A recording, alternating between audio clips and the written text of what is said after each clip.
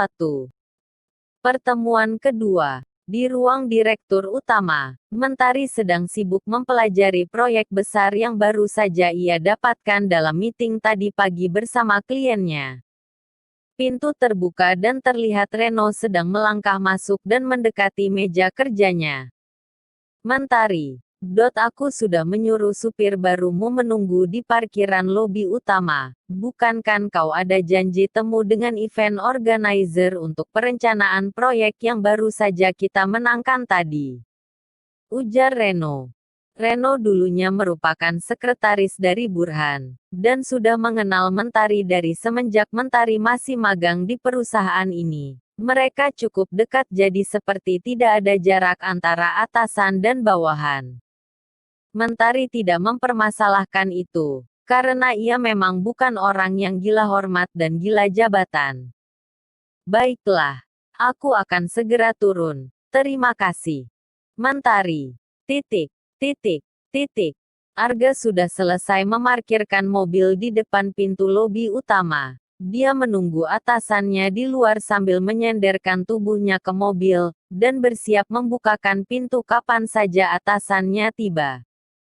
Sebisa mungkin Arga tidak ingin membuat kesalahan sekecil pun di hari pertama ia bekerja. Mentari keluar dari lift lantai dasar. Ia melangkah menuju pintu lobi di mana supir barunya telah menunggu. Semua karyawan terlihat membungkuk hormat ketika Mentari berjalan melalui mereka. Tiba-tiba dia melihat ada seseorang yang tidak akan pernah ia lupakan seumur hidupnya. Karena berkatnya lah Burhan pertama kali dan sekali-kalinya melukai hati Mentari. Tentu saja dia laki-laki yang mempermalukannya di pesta pernikahan kerabat ayahnya beberapa bulan yang lalu. Kau, sedang apa kau di sini? Tanya Mentari ketus. Arga yang menyadari gadis di depannya sedang berbicara kepadanya langsung menatap aneh wanita tersebut. Hei, kenapa kau bertanya kepadaku? Seharusnya aku yang bertanya sedang apa kau di kantorku. Sahut Arga sambil melipat kedua tangannya di dadanya. Apa, kantormu kau bilang? Mentari mengernyitkan dahi karena merasa laki-laki ini sudah hilang akal. Ya ini memang kantorku. Arga membusungkan dadanya sambil melirik ke arah mobil untuk menunjukkan bahwa mobil itu miliknya. Hahaha. Tuan muda Arga, kalau tidak salah itu namamu bukan? Dengarkan aku baik-baik. Dulu, ini memang kantormu, anak cabang perusahaan Wijaya Group, tapi sekarang, apa kau tidak bisa membaca papan nama raksasa di atas kepalamu? Mentari berbicara sambil mengejek. Mendengar hal itu, Arga langsung mendongakkan kepalanya ke atas, bermaksud melihat ke atas di mana letak papan nama raksasa itu berada. PT Mentari Group. Mulut Arga terlihat komat-kamit membaca tulisan di atasnya. Elena yang kebetulan sedang berada di sekitar mereka dan memperhatikan kejadian tersebut menghampiri mereka berdua. Direktur muda. Begitulah semua karyawannya memanggil Mentari. Apa yang sedang terjadi?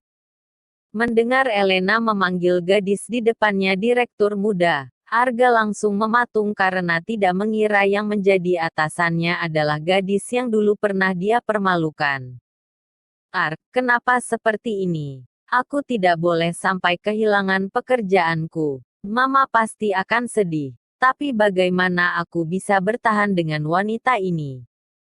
Gumam Arga sambil mengusap kasar wajahnya.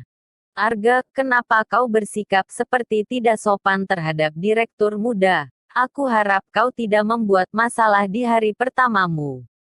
Bisik Elena yang sekarang sudah berada di samping Arga.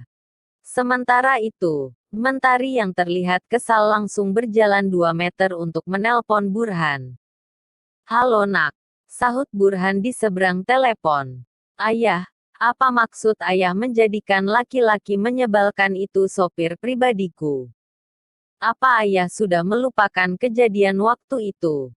Mentari mendengus kesal kepada ayahnya. Karena dia yakin betul semua ini merupakan campuran tangan Burhan. Nak, ayah minta maaf tidak memberitahukanmu terlebih dahulu.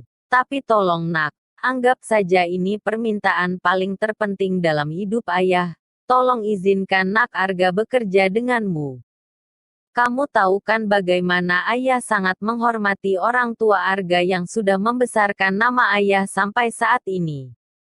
Jadi tolong ayah nak, sekali ini saja, jelas Burhan. Mendengar ayahnya meminta sesuatu sambil memelas, hati Mentari menjadi luluh. Bagaimanapun Mentari adalah anak yang sangat menghormati kedua orang tuanya. Jadi mana mungkin ia bisa menolak permintaan ayahnya tersebut. Baiklah ayah, sampai jumpa. Mentari mengakhiri panggilan. Bersambung. Pertemuan kedua. Tertidur di jam kerja. Kenapa dari awal aku tidak diberitahu kalau direktur muda kita seorang perempuan, bahkan wanita itu? Tanya Arga yang sekarang sudah merasa mulai akrab dengan Elena. Elena hanya kebingungan mendengar pertanyaan Arga. Wanita itu, maksudmu kau mengenal direktur muda? Elena menegaskan. Ah, sudahlah, lupakan saja. Arga enggan melanjutkan. Elena dan Arga langsung menghentikan obrolan mereka ketika melihat Mentari berjalan ke arah mereka. Elena, kenapa kau masih di sini? Apa kau tidak memiliki pekerjaan? Mentari menatap Elena tajam menandakan gadis tidak berdosa itu harus meninggalkan mereka berdua. Maaf direktur muda, saya permisi ke dalam. Pamit Elena. Dan kau, antarkan aku ke tempat ini. Mentari memberikan kartu nama yang bertuliskan tempat yang akan mereka tuju. Arga meraih kartu nama tersebut dan membacanya sekilas. Baru saja Arga berniat membukakan pintu belakang. Mentari sudah terlihat duduk di kursi belakang menunggu pengemudi dengan wajah tampak masih kesal. Kalau bukan karena ayah, sudah ku tendang kau dari tadi. Dasar laki-laki aneh. Mentari berdecak kesal dalam hatinya. Cih, wanita aneh. Kalau bukan karena mamaku, aku tidak sudi mengemudikan mobil untukmu. Arga mendengus di waktu yang sama. Di perjalanan mereka berdua sama-sama tidak mengeluarkan sepatah kata pun. Mentari terlihat sibuk dengan ponselnya, sedangkan Arga hanya fokus mengemudi sambil sesekali memperhatikan Mentari dari kaca spion. Apa aku mengundurkan diri dan mencari pekerjaan lain saja ya? Arga bertanya pada dirinya sendiri dalam hati. Tapi, apa di tempat lain aku bisa mendapatkan gaji sebesar di sini? Itu pun kalau masih ada perusahaan lain yang mau mempekerjakanku. Masih bergumam sendiri dalam hatinya. Mobil yang dikendarai Arga tiba di sebuah gedung perkantoran yang tidak terlalu besar jika dibandingkan dengan Mentari Group. Sampai Arga benar-benar yakin bahwa tempat ini sudah sesuai dengan alamat yang tertulis di kartu nama. Baru ia menghentikan mobil di depan pintu utama gedung tersebut. Arga berniat menurunkan Mentari terlebih dahulu sebelum menuju parkiran. Kau tunggu saja di sini. Tita Mentari sambil membanting pintu mobil cukup keras. Tangan Arga mencekram kemudi kencang menahan emosi karena diperlakukan seperti itu. Sesampainya di parkiran, Arga memejamkan matanya yang masih mengingat perlakuan Mentari terhadapnya tadi. Dalam keadaan mata tertutup, Arga membayangkan Papa Tesar yang dulu pernah menasehatinya untuk sekolah setinggi mungkin dan memiliki cita-cita tinggi, agar di masa depan Arga menjadi seseorang yang tangguh dan dihargai orang lain. Tanpa ia sadari, air mata mengalir dari pelupuk matanya. Sekarang Arga baru sadar, Papa hanya ingin yang terbaik untuk Arga. Lirih Arga. Tanpa disengaja, Arga tertidur di dalam mobil masih di posisi di belakang kemudi. Tok, tok, tok. Suara ketukan jendela mobil yang serontak membangunkan Arga. Arga membuka matanya, tampak Mentari yang sedang berdiri menunggu pintu mobil yang terkunci dibuka. Arga turun dari mobil lalu mengitari mobil membukakan pintu untuk Mentari. Enak sekali, ternyata kau digaji hanya untuk tertidur di jam kerjamu. Mentari. Arga diam dan tidak menanggapi omelan Mentari. Kau ingin aku membawamu kemana Nona Direktur Muda? Arga bertanya dengan intonasi agak meledek. Kita pulang saja. Titah Mentari.